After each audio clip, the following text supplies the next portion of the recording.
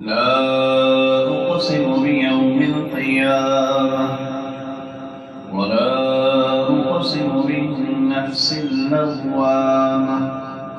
أيحسب الإنسان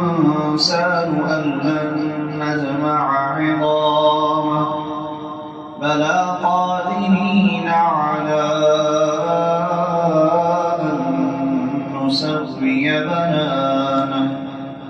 بل يريد الإنسان ليفجر أمامه يسأل أيان يوم القيامة فإذا برق البصر وخسف القمر وجمع الشمس والقمر يقول الإنسان يومئذ أين المفر كلا لا وزر إلى ربك يومئذ المستقر ينبأ الإنسان يومئذ بما قدم وأخر بل الإنسان على نفسه بصيرة ولو ألقى معاذيره لا تحرك به لسانك لتعجل به إن علينا جمعه وقرآنه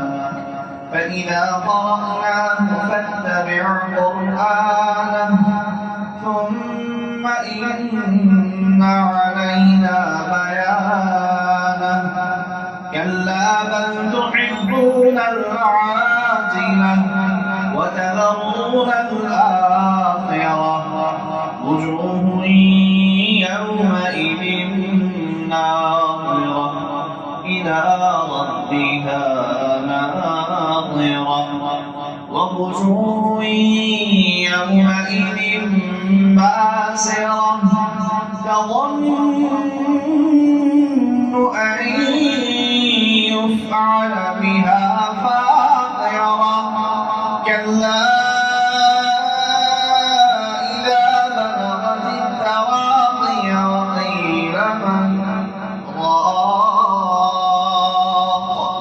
وظن أنه الفراق والتفت الساق بالساق إلى ربك يومئذ المساق فلا صدق ولا صلى ولكن كذب وتولى ثم ذهب إلى أهله يتمطى أولى لك فأولى ثم أولى لك فأولى أيحسب الإنسان يترك سدى ألم يكن نطفة من مني يمنى ثم كان علقة فخلق فسوى